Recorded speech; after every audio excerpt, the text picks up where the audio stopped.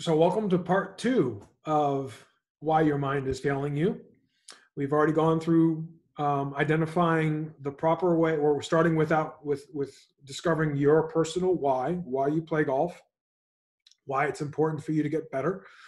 We've focused on understanding what needs to be included in goal setting and proper goals, so they can foster your growth and your motivation to continue to get better.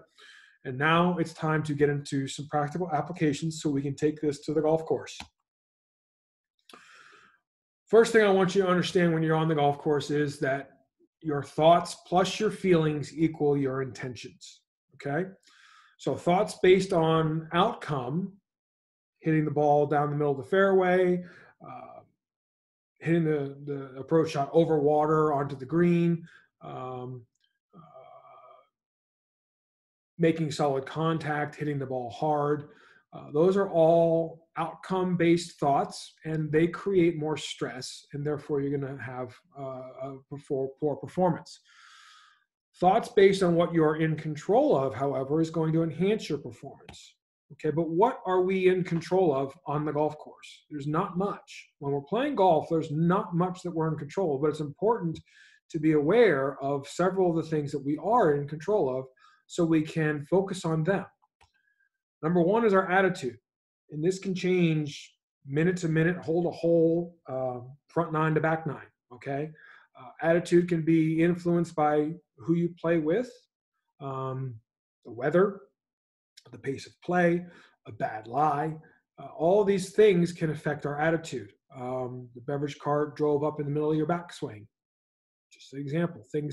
Those things aren't in your control, but your attitude is, and how you handle those situations and how you react to those situations are things that you're in control of. You get paired with a playing partner that you're not enjoying, that's fine. It's not the end of the world. Doesn't mean your round has to be ruined. Just means you've got to be disassociate yourself from that player maybe and focus on your attitude. Okay. Preparation for each and every shot. You are in control of how you prepare for your shot. Are you going through a routine, which we're going to discuss? Are you paying attention to the details of what you're about to deal with? Are you going through the motions mentally in preparing? Or are you actually being deliberate in what you're about to do and what you're doing before you do it? Decision making. Do you focus on elements, environmental elements that are going to affect the shot before you swing the club, or before you make the decision, I should say, not before you swing the club? Nutrition and energy. This is very important. Okay, are you, when you're out there 4+ hours, if you're riding in the summer heat here in Florida, or if you're up north and you're walking, are you maintaining nutrition throughout that time so you can both be physically and mentally strong? If so, how are you eating? How are you maintaining nutrition? What types of foods? The beer, the hot dog and soda, or hot dog and beer at the turn is not very good. I'm going to tell you right now.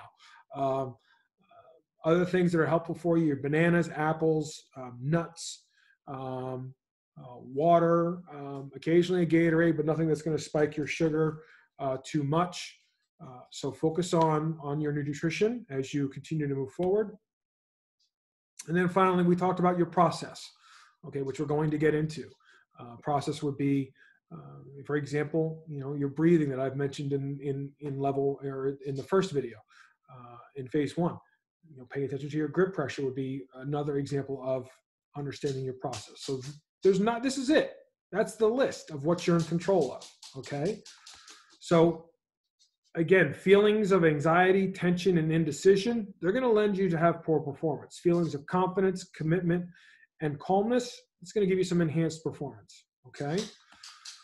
So pay attention to your intentions. It's very important. Very important. You have to pay attention to what your intentions are. But how can we do this every time? That is the biggest answer that I deal with. How can I be consistent? How can I can hit good shots on the golf course? How can I be consistent and execute well?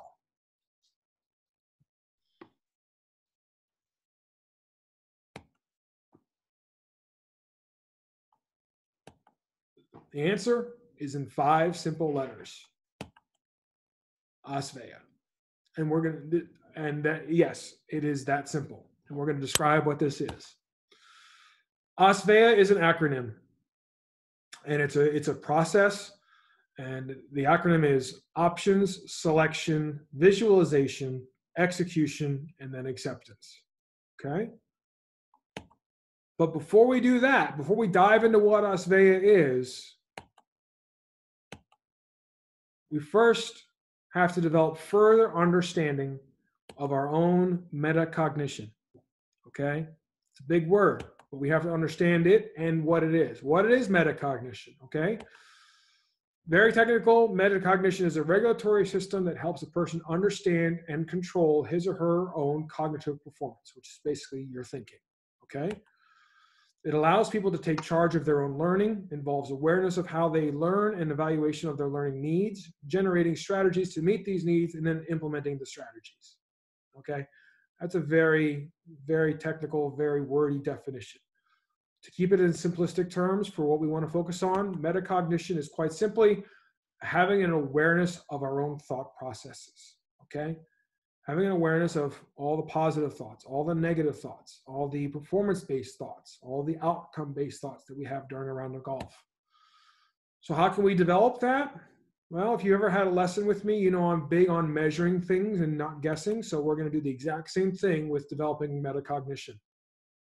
We measure, we don't guess.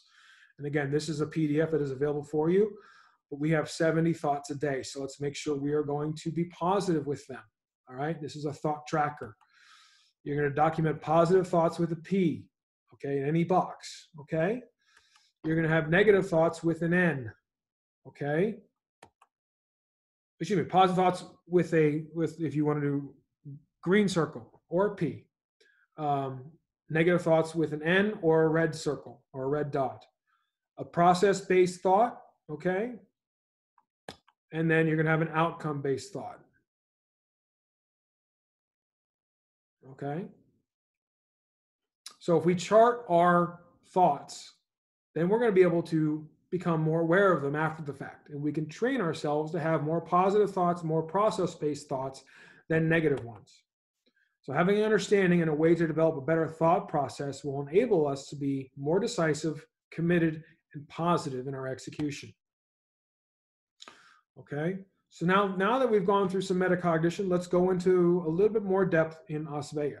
Now, to learn this, we first want to simplify it a little bit, because looking at it in 5 different elements could be a little challenging. But it's basically what Asveya is, a 5-step process of the proper execution of a single golf shot. All right? And before it's going to be easier for the creator of Asveya, good friend of mine and colleague Ian Highfield at Game Line Training, to discuss what it is here for you now.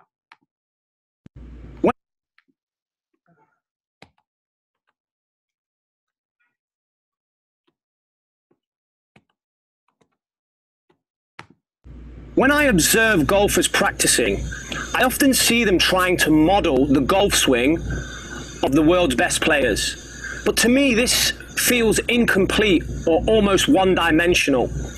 What about all the other processes that go into hitting a great golf shot? What about all the other processes that contribute to a golfer accessing their best swing? Next time you're watching the Golf Channel, don't just watch for the golf swing, watch for the total process. And you'll see that the world's best players firstly analyze their shot options. They take in vast amounts of information, and this allows them to then select specific targets, the shot shape, and the golf club to hit the ball with. They then visualize. This entails them entering an imaginary world of seeing the shot, feeling the shot, even hearing the shot. And it's these processes that then lead up to that awesome golf swing naturally coming to fruition. This is what we would call the execution phase. Then, golfers accept whatever's happened. This allows them to repeat this process on the very next shot. So at Game Like Training, we don't want to be one-dimensional. We don't want to be incomplete and just coach the swing. We want to help players work on the total process of hitting a golf shot, and we call this Osphere.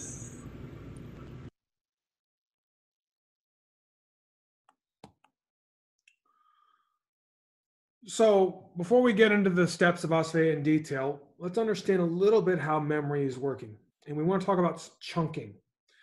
Chunking is a term when it comes to memory that tends to breed more automation.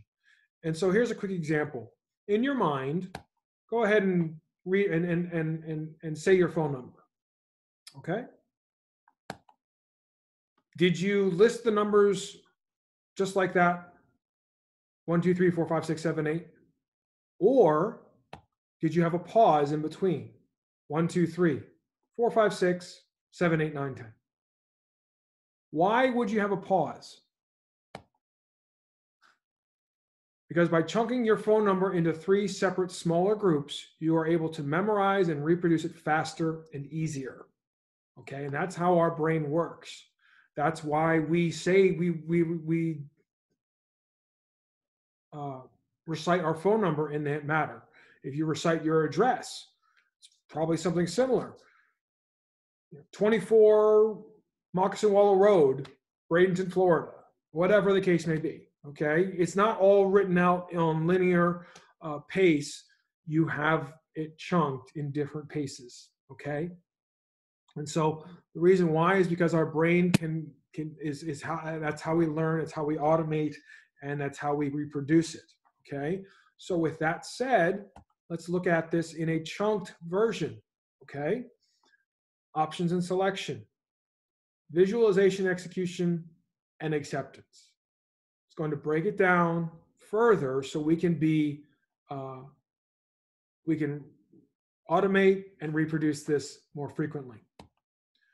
So options and selection, basically options, anything and everything that could affect the strike of the golf ball and the flight of the golf ball. And then selection is picking the correct club, deciding on the right trajectory and the correct shot shape. You may do this to a certain level, but I bet you could probably do it a little bit better. But I'm not going to be the person to explain it to you. We're going to listen to a 5-time major champion winner talk about his option and selection process.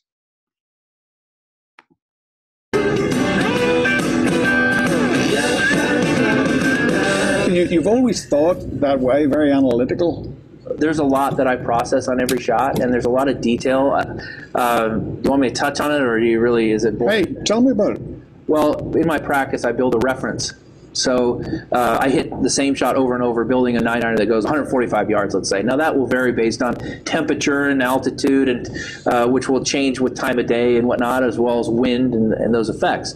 But one of the things people will say is I hit my wedge, 120.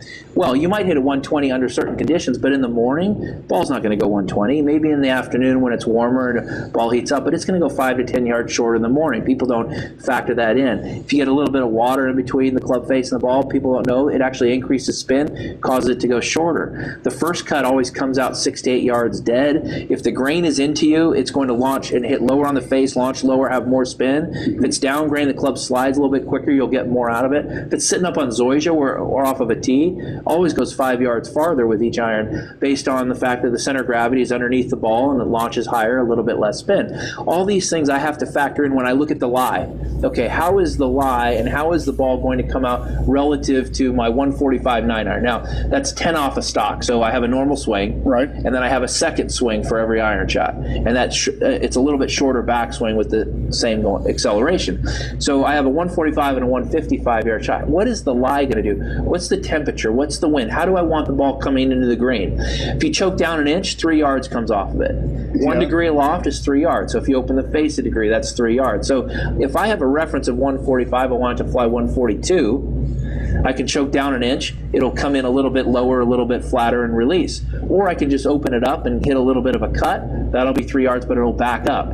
All these variables, like I'll process like that when I look at the lie and assess the situation, see what kind of grass it is, and those are the nuances that allow me to be so precise with my wedges and my short irons.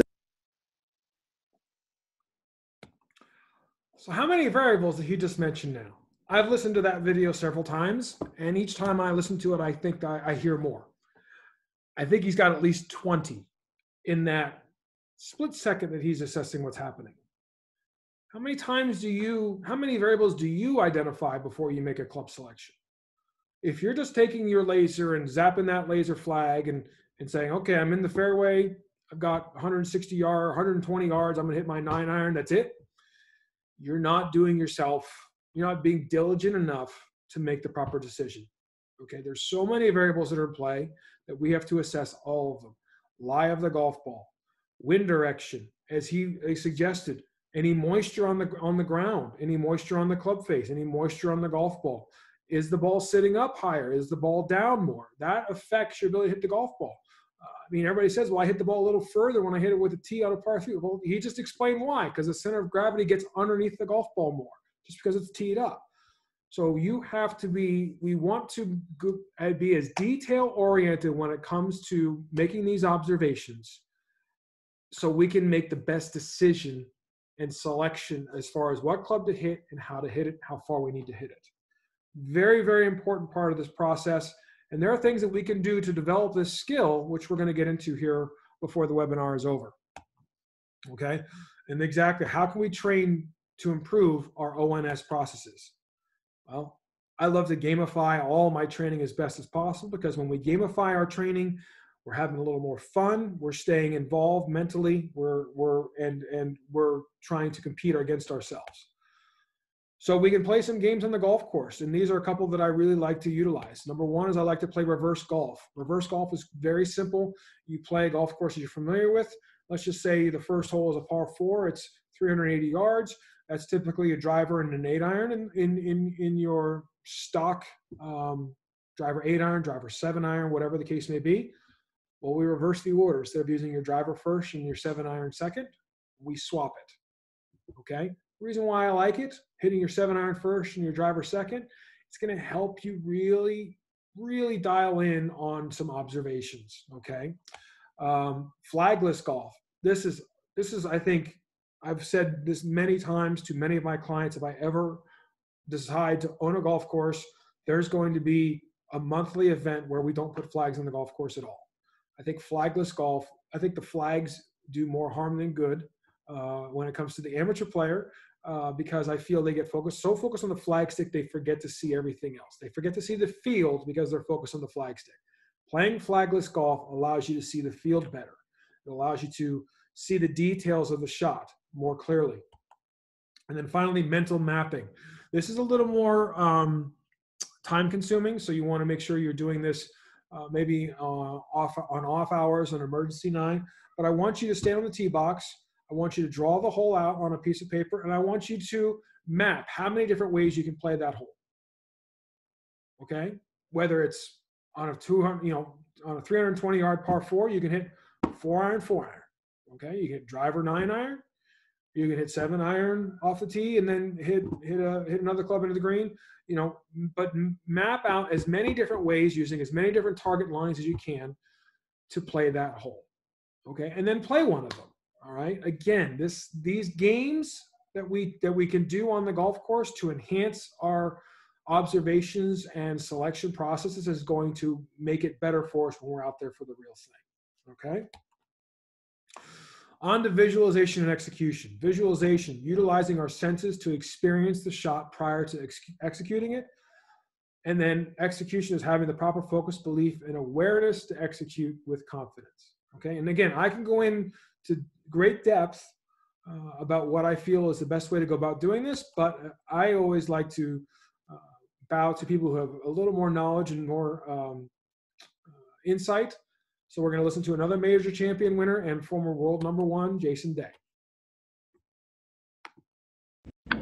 Well, one of the things that we saw a lot on TV at the PGA was just your pre-visualization routine when before the shot, and you're very consistent with it, and we'd love to just hear your thoughts about talk us through the routine, and we'll go through your mind.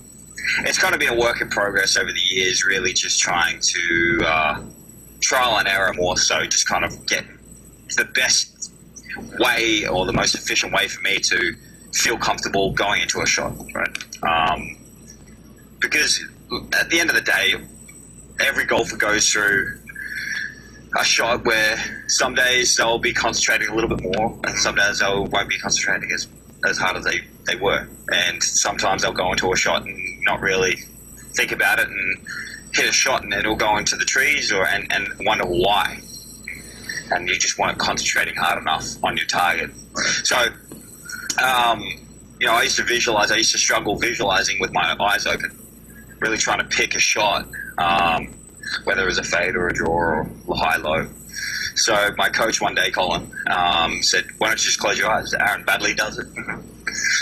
So I started closing my eyes at a very young age. I was like 14, 15 years old. So I started closing my eyes, and that's kind of how that came along. But really, it's very simple. I try and I take 2 practice swings before my shot.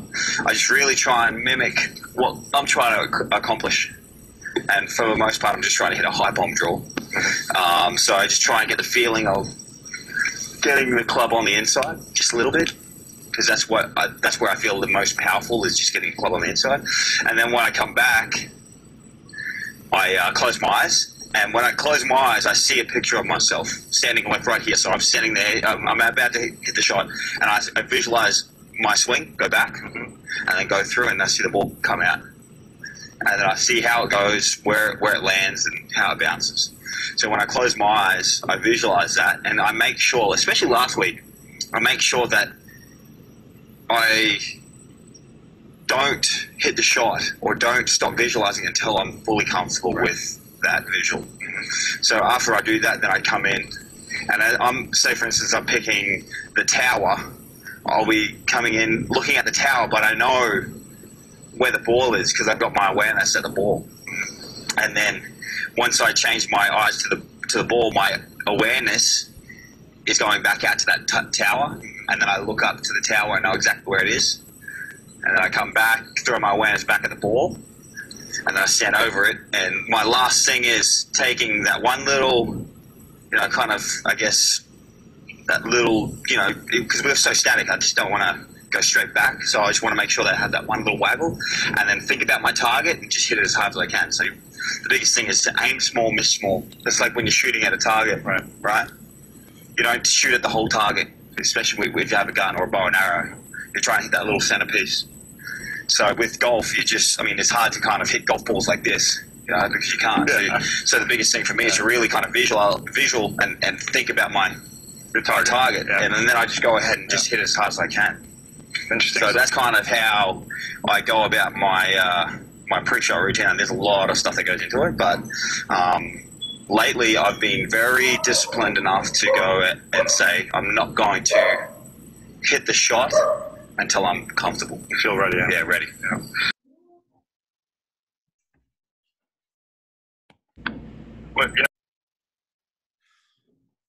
So the last thing he said there, he doesn't hit the shot until he's comfortable. That probably is the most important thing you could take out of that little video. But more importantly, not more importantly, but equally as important, is what he does to get comfortable over the golf ball. Okay? By developing our visualization and execution processes, we're going to create automation in our performance. And that's what he was talking about. He wants to be automated over the golf ball.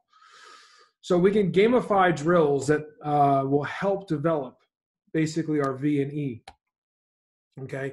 A lot of these we've done through with some of my clients, golf suicides. I love to do that. I love to get the heart rate running and then have a player hit a golf shot. Okay, so golf suicide would be a 20-yard sprint away from the golf ball, 15 jumping jacks, and a 20-yard sprint back to the golf ball, grab that 7-iron, hit the golf ball. Okay, drop, set, hit. This is going to require a partner, okay, where they're going to drop the golf ball, and then you're going to get set and hit the golf ball. Before that ball lands, there's another one being dropped, and it's in a different spot. So you have to reset, regroup, hit the golf ball, and do that for 15 to 20 shots. All these other shatter the box, no look golf, roll and fire. Again, all to breed automation in your execution. So you don't have to think, you're not focusing on swing technique or even feeling anything specific. You're just setting up and going. Okay. Counting as you swing the golf club. Again, get your mind off of what you're doing and breeds the automation in the process, okay? And just a few more thoughts on execution. And we talked about this, tapped into it a little bit earlier, but the 3 C's to success, in my opinion, and I preach this every day. If you stand over the golf ball, we need to be committed to the shot, confident in your ability. You need to have a sense of calmness in your body. When you have those 3 elements in place, you're going to have better success. Way to, to instill confidence and calmness instill calmness specifically is with deliberate breathing. Deliberate breathing, is defined as your exhale is longer than your inhale. Okay. And then understanding that there's nothing gained by being stationary, looking at the golf ball, standing over the golf ball. If we do that for any extended amount of time, the chimp that we discussed at the very first slide that you saw, the chimp in your brain is going to wake up and he's going to start talking to you, and you're going to have struggle in completing your task. Okay. Moving on finally to acceptance. All right. Keeps the wheel spinning, keeps us moving forward. Okay, acceptance is the most important element of the process, in my opinion. Okay, because without acceptance, we're not going to be able to move forward. Okay, so if we hit a shot, let's just say we're playing great in the first 4, 5, 6 holes. We're stringing along pars. We get to the 7th hole. It's always been one of the holes that gives us a challenge with the tee shot. And sure enough, we hit a bad tee shot out of bounds. If we don't accept that shot, it could ruin our round of golf, because the next time we attempt it, we're still going to be emotionally frustrated and angry. And then that energy that we have, that negative energy in our body, is going to interfere with our ability to prepare properly for the next attempt. And that's going to influence the outcome. So if we can't accept, we can't move forward. And if we can't move forward, we're going to struggle. Okay? Remember, thoughts based on outcome create stress and poor performance. Thoughts based on what you're in control of enhance performance. Okay, so understanding the Asvaya process, again, focusing on what we're in control of. All right. I don't want your cup to run over. So if you want to think of Asvaya as a 5-step process, just think that each layer, each process is about 20% of filling up a cup. You start with the O, then you observations and selection, visualization, execution, and finally acceptance. Now, the act of accepting is emptying your cup so you can start over again. If you don't accept the result, your cup for the next attempt is going to run over because you've run out of room to keep filling it. So from a metaphorical standpoint, don't let your cup run over on your next attempt. Let your cup tip over, empty out, so you can start clean again. Okay? So how can we develop and train acceptance? Well, documenting our processes, tracking the results of our process, identifying areas where we were not as proficient that led to a potentially poor result, okay? And immersing ourselves fully in the process, knowing we fully committed to what we did and everything possible could have been done makes accepting the result, whether it's a positive or negative one, easier to deal with. When you put yourself through that process and you just go full on dive into the deep end of executing your process, you've done everything you possibly can. And even if a mistake does happen and you get a bad result, you're going to be able to accept what you've done and move forward. Okay? So let's review. We have to start with the why. Why do you play golf? What motivates you to go out every day to play golf, get out of the golf course and go practice? Okay? Understand that the what, playing golf, is the activity. How is the method or competitive advantage that you have, but why? What's driving you? What is that force that's saying, I want to go out and improve? Why are you taking lessons? Why are you trying to better yourself? What is the purpose? What's the core values and beliefs that you have that make you want to get better? Okay, the why is going to help you forge forward when the how and the what are going to break down, which they inevitably will at times. Okay, developing proper goals. You have to understand that smart goals, in my opinion, are quite stupid. All right. The outcome, performance, or process-based goals is where we want to focus. Okay, and the most effective goals combine all three types. All right. Using that commitment contract that we talked about to help develop and map out the goals is going to keep you held accountable in what you're doing. All right. Thought T plus F equals I. Thoughts and feelings equal your intention. Okay, so we need to focus on what we're in control of and let go of what we're not in control. Paying attention to what our intentions are. We need to, focusing on improving our metacognition skills. Okay, understanding what our thought processes are, so we can identify when we have some negative thoughts and focus more on positive outcomes, positive thoughts, process-based thoughts, not outcomes. Excuse me. All right. And finally, ASVEA, which is the five-step process to executing a golf shot. Okay, these five-step processes for proper execution will guide you through. You follow this process, you immerse yourself in this process, you're going to be able to succeed more frequently. So I want to thank you for downloading this webinar. Please if you have any questions, you can email me, tim@conawaygolf.com. You've got the downloadable attachments as well. Look forward to seeing you improve your game, and I wish you the best. Thanks very much.